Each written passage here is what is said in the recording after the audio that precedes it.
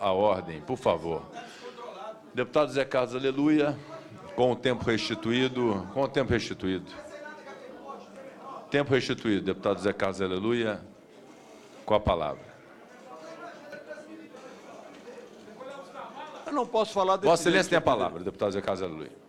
Senhor presidente, a República Brasileira, desde a sua proclamação em 1888, tem sido um celeiro de crises. Nós todos conhecemos as mais antigas pela história, as mais recentes por ter vivido. Umas mais intensas, outras mais graves, mas nenhuma delas com a duração, o poder desagregador das instituições e violadora dos princípios de justiça, legalidade, segurança jurídica, por ilações advindas de delações como as que ora se abate sobre o país. A crise atual, na sua origem, é muito diferente das que a precederam, cuja gênese advinha de crise do parlamento, por isso se falava muito na gravidade do retorno do recesso de agosto, advinha das ruas, da economia, do meio militar, muito diferente da crise atual. Se tomarmos como início desta crise as denúncias de corrupção que vieram à tona no primeiro governo do presidente Lula em 2005, com o mensalão, desnudada pela ação plenária número 470, e tiveram seguimento no Petrolão e as investigações da Operação Lava Jato, já se estende por mais de uma década, onde a pauta prioritária do país tem sido, permanentemente, operações policiais, investigações, processos, prisões, sempre revestido de espetáculo. Estamos vivendo em uma era do espetáculo da ação policial e da ação do poder do Ministério Público. O ápice desse processo converge agora para a discussão de um processo nesta Comissão de Constituição, Justiça e Cidadania, da admissibilidade de abertura de investigação perante o Supremo Tribunal Federal contra o presidente da República, tomada com base numa delação recebida em troca de benefícios oferecidos em patamares nunca antes vistos ou ofertados, mesmo em situações similares ou até de maior amplitude. Nunca é demais lembrar o que já nos ensinava o padre Antônio Vieira. Nunca é demais lembrar o que ensinava o padre Antônio Vieira. Não há inocência que esteja segura de um falso testemunho. De igual sorte, a ilustre subprocuradora da República e procuradora-geral indicada, a doutora Raquel Doge, acaba de se manifestar no Senado, dizendo: ninguém está acima da lei ou abaixo dela, isto é, ninguém está fora da submissão dos ditames legais.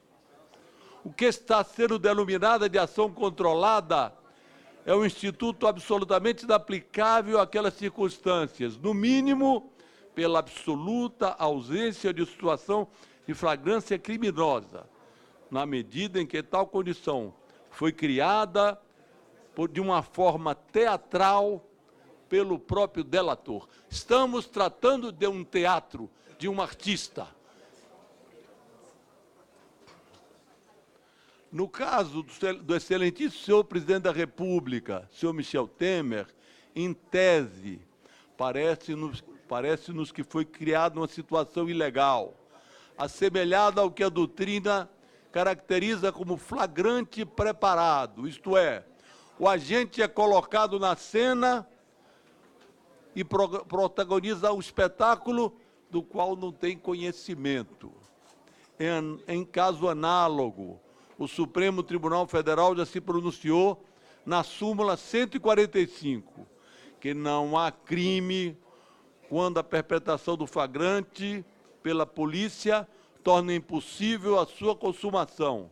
E por que não há consumação? Onde é que foi encontrada a mala com os R$500 mil? É sabido que não foi com o presidente da República. Neste caso específico, em que devemos nos manifestar em relação à admissibilidade, torna-se evidente que estamos diante de uma decisão que se configurará em condenação antecipada do presidente da República, uma vez que, se vier a ser acolhida a denúncia pelo Supremo Tribunal Federal, este será imediatamente afastado da função, com todas as consequências advindas para o presidente e, sobretudo, para a nação. E, além da própria execução moral, a que está sendo submetido antes mesmo do devido processo legal. Assim, deve-se tomar cuidado ao decidir nesse caso,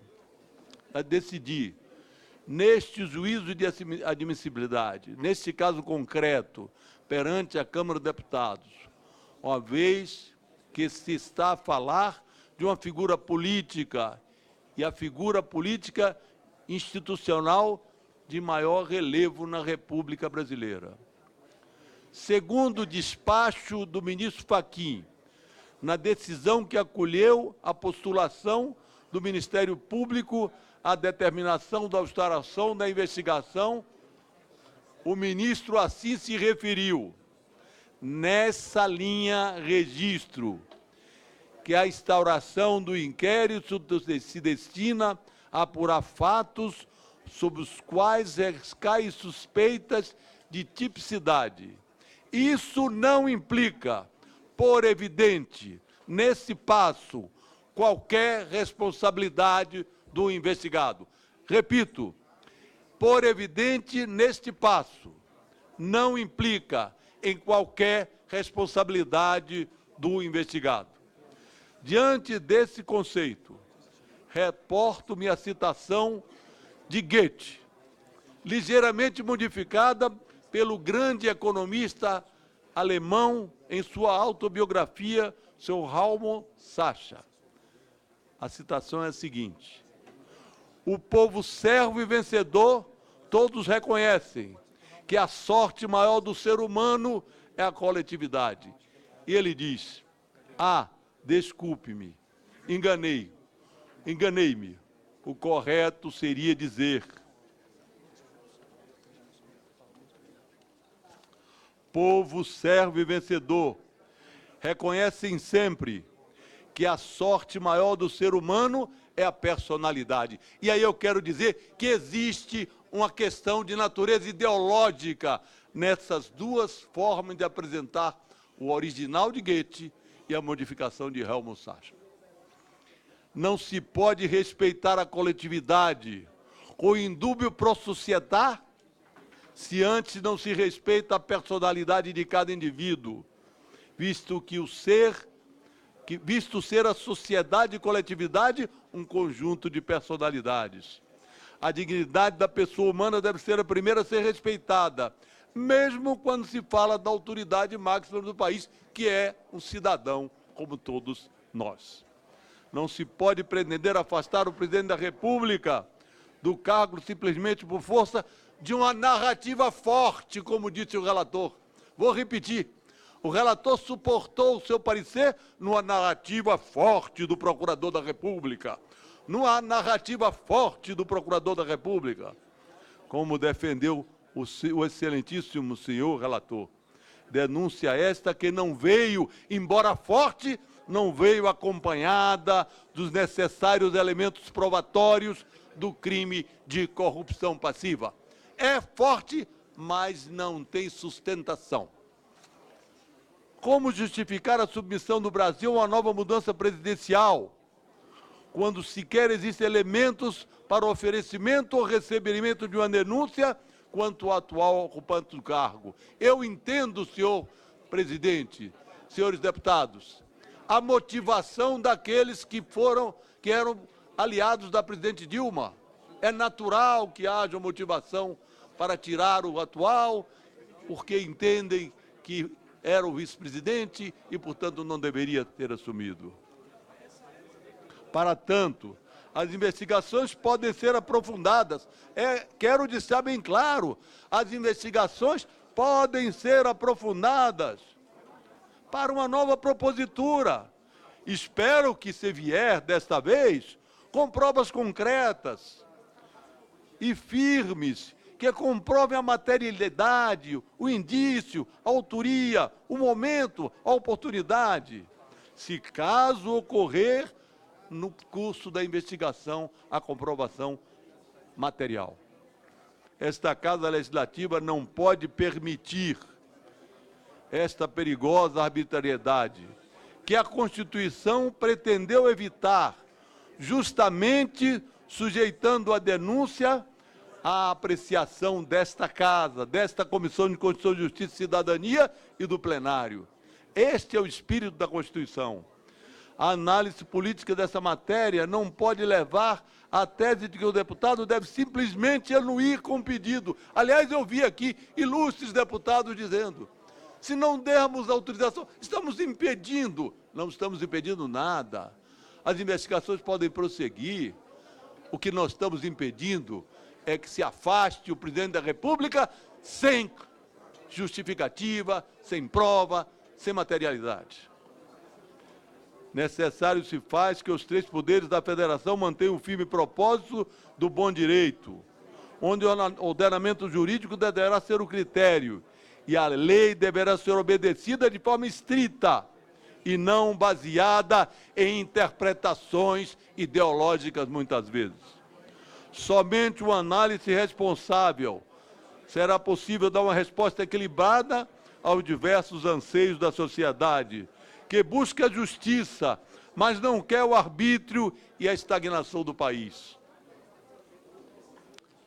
A resolução de qualquer crise deve passar pelo estrito cumprimento dos dispositivos legais e constitucionais, cujo dever de zelá-los é desta Casa e desta comissão. Finalmente, quero mencionar um pensamento de Albert Camus. Se o homem falha em conciliar a justiça e a liberdade, então falha em tudo. E nós, nesse momento, senhor presidente, senhoras e senhores deputados, não podemos falhar. Diante do exposto e nos termos do artigo 86 da Constituição Federal, voto pela não admissibilidade da solicitação para instauração de processo contra o excelentíssimo senhor presidente da República, Michel Miguel Elias Temer Lulay, perante o egrégio Supremo Tribunal Federal. Muito obrigado, senhor presidente. Próximo inscrito, senhor presidente, deputado... se Vossa Excelência permite, eu posso conceder uma parte.